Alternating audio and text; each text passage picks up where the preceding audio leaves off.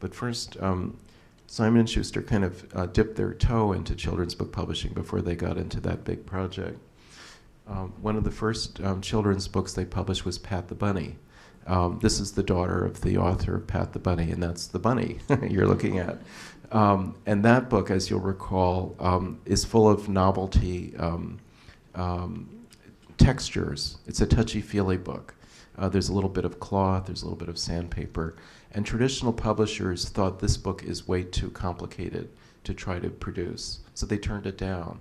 But Simon and Schuster wanted to make a splash, and they wanted to do outrageous things. So they said, sure, we'll do that.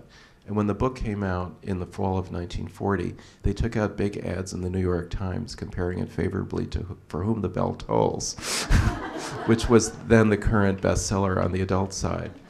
So they really were having a lot of fun. Instead of a boardroom table in their office, they had a ping pong table. And this book became the best-selling children's book of 1940. And then they also published this book, which traditional publishers had turned down because Madeline seemed a little bit too mischievous to be presented as a role model to American children. But for Simon & Schuster, that's really what they were all about. They were all about making mischief themselves, so they felt very comfortable with this book. But then they were ready, and also they were looking to Europe to see if there were models to be followed from there. And in Paris, there was a line of books that had been created by someone who was very interested in progressive education. And these were picture books that were beautifully illustrated. They were paperback, and they were inexpensive. So they offered something educational to children. They offered beauty and also a sense of fun, and they were affordable. One of the people who was responsible for this series, called the Père Castor, Father Castor series, came to New York in the mid-30s and joined up with the people who at Western and became one of their partners. So this European influence, he also brought illustrators with him that he knew from Europe. It's starting to become a group of really interesting and very innovative young people coming together to do this. So they decided, the Western people and the Simon & Schuster people had meetings, and they said, well, we only want to work together if we can do something that had never been done before. So they decided to set the price of the books that they were going to offer incredibly low, I mean, even for that time, at 25 cents. And the way they were able to do that was to use the big printing presses that Edward Wadowitz had created in Racine that printed in color and could print in enormous quantities, so they had economies of scale. And then to use Simon & Schuster's know-how for selling pocketbooks from racks in drugstores and places like that at a quarter by being able to sell so many of them. Because they were always putting the books in the way of people, where people would go anyway in crowds. Eventually they would sell them in supermarkets. That turned out to be the best place of all to sell golden books. And so they took a chance because they decided to do 12 books all at once. And at first, some of the traditional stores looked down their noses at these things because, first of all, they were so inexpensive the store wasn't going to make very much money on them. Plus, they just had a slightly down market look to them. They weren't the big fancy books with dust jackets. The first ones actually did have dust jackets, but they didn't look as grand as, say, Make Way for Ducklings did when it sat on a store shelf. But then some of the stores did take a chance on the books. And lo and behold, it was just what American parents were looking for. And they realized that because they were just 25 cents a piece, they could afford to buy 3 or 4. And many bought all 12, thinking that, well, my son or daughter will like at least 2 or 3 of them. And, I'll only spend a couple of dollars. So these books flew off the shelves. And remember, it was World War II, and everything was being rationed, including paper. So you might wonder, how was it that they could have the paper to print these books? And the answer is that the Western Printing Company by then was also printing all of the maps for the United States military. So they had a huge paper allotment, and this was part of the fruit of that. So if you look at the titles of these books, you'll see that most of the first books they did were designed to be to put parents at their ease who didn't know what they were looking for when they went into a store. These were very familiar stories, and Book of Prayers, a Mother Goose book, an alphabet book, really kind of universal categories. So that shows you that they were looking to make everyone comfortable with these books. They were not trying to shock people with, avant-garde art. They also made the formats of the books uniform. They put the little gold on the spine. They almost never put the author's name on the cover. It was all about golden books. So they were trying to create an identity for the books as a group so that you'd want to know more and more about them. And that's exactly what happened.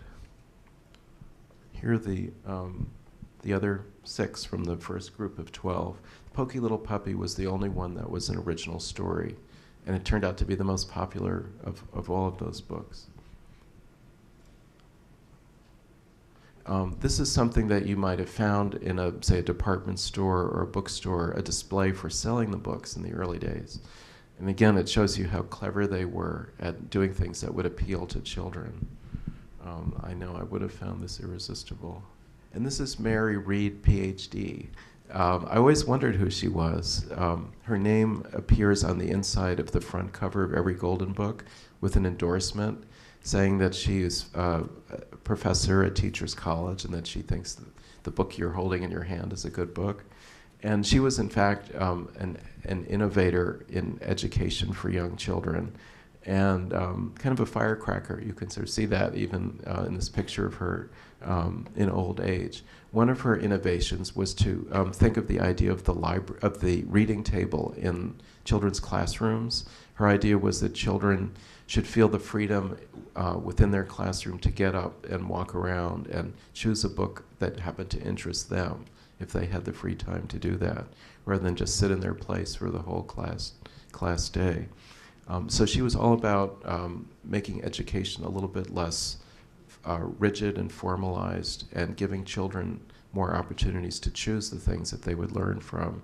And she applied those modern ideas about education to Golden Books, and many of them really do have an educational subtext, even though on the face of it they're basically fun, attractive, fun books. So now I'm going to tell you a little bit about who some of the artists and writers were who created these books. One group were people who fled Europe because of World War II. So that was another consequence of the war. Many artists and intellectuals and other people had to leave Europe in a hurry in the late 30s and 1940s. And one of those people was this man, Russian, named Theodore Rajan, Kofsky, who had known war all his life. He was a very young man during the Russian Revolution. He was constantly fleeing. He was stuck in a Polish prisoner of war camp for a while. He eventually made his way to Paris, and in the 1920s had a career as a children's book illustrator and as a fashion illustrator. Even as a child, he had gone to the Moscow Zoo and painted the animals. So he came to know a great deal about the natural world. And he also had one of the most vibrant ways of drawing children, as I think you'll see. That's his daughter there, Tatiana, and she became the model for many of his books. This is a book that he did when he was still in Paris. It's the story of Daniel Boone. It's a very collectible book. It's exquisitely printed. And he was the illustrator of this book, which the Western people had packaged for Harper. This was shortly after he came to New York. And that's probably his daughter with darker hair. And here she is again, this time in a letter. He illustrated his letters to his friends and his colleagues. And this is a letter thanking his editor for sending him a check for paying him. I did a lot of research, of course, in writing my book about Golden Books. And the Lucille Ogle, who you saw standing next to Walt Disney in one of the photographs, gave her papers to the University of Oregon Library. And that's where I found this letter, along with a stack of about 40 others, each of which had an amazing drawing on it. And this is his Book Week poster, and there's his daughter again. This is from about 1957. And this is from his Three Bears, which we have original art from in the exhibition. And you can see that he put all sorts of things into this picture that didn't have to be there, because he loved the plant world and the animal world so much. And Russians, of course, are very interested in bears as sort of iconic figures. So he had a lot of fun dressing these guys up and making them look like they've just stepped out of their dasha, you know, to go for a walk and a butterfly hunt. And this is the next of the emigre artists who contributed to Golden Books, Tibor Gergely. He was a Hungarian Jew who fled the Nazis and came to New York, carrying under his arm a roll of his expressionist paintings, which he had done and become pretty well known for in Hungary, dark landscapes and portraits. He also had done lots of pretty searing political caricature drawing for newspapers in Hungary. But in America, there was no interest in any of those things that he brought with him.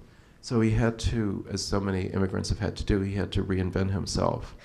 And he found that he could also illustrate children's books. And he early on met the people at Golden Books, and they put him to work. And he did more Golden Books than anyone else, something like 40 of them. And this is a book called The Happy Man and His Dump Truck. This painting is in the exhibition in the gallery. And Gergely had very strong political views, and he was a socialist in Hungary.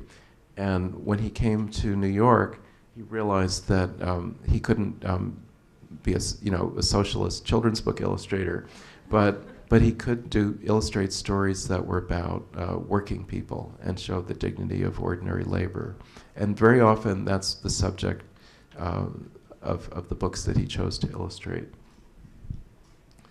He also had, as you can see, a really flamboyant sense of color and just a sense of the joy of life. And it really pops off the page in his books. This is another one of his books. This is one of my very favorite books. It's about firemen racing to the rescue. It was a large format Golden Book. They were starting to branch out into different sizes after a couple of years. And you really get the feeling of action on every one of these pages. We have one of the great interior illustrations where all the firemen are hanging off the truck, and the truck is a big double-page spread in vivid red.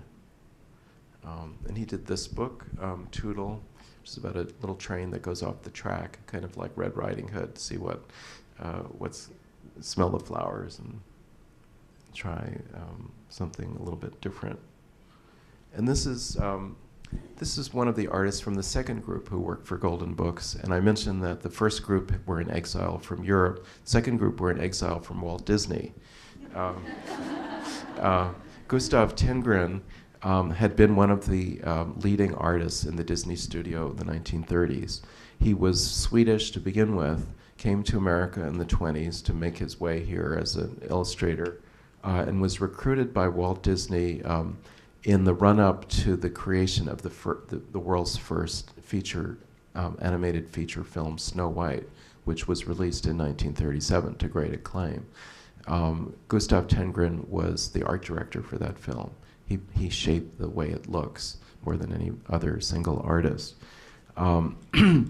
But like many other people who worked for Disney, he found that there was a clash of egos, and Disney liked to take credit for everything. And at a certain point, he and then others who followed him decided that it might be more satisfying artistically to illustrate children's books where you can complete the whole work from start to finish yourself. He has sort of leading man, good looks. I always think of him as kind of like the John Barrymore of children's book illustration. And he certainly knew that himself and wasn't shy about clashing with the master, Disney. Here you can see on the bottom some of the one of the finished illustrations for the Shy Little Kitten, which was a Golden Book that he illustrated. But up above you can see some of the studies that he did for the art. And I think it helps you kind of look beyond the cuteness factor of the finishes to see that this guy really knew how to draw. One of the things that most impressed me as I was learning about Golden Books and writing about it was really how gifted so many of these artists were. They often didn't get credit for what they did, and they certainly never won any Caldecott medals. Tenggren, like other illustrators, could be more than one thing. And as the Golden Books list expanded and they began doing more sophisticated books for older readers, including the Arabian Nights tales, he showed that he could do this kind of art as well, based on Persian miniatures.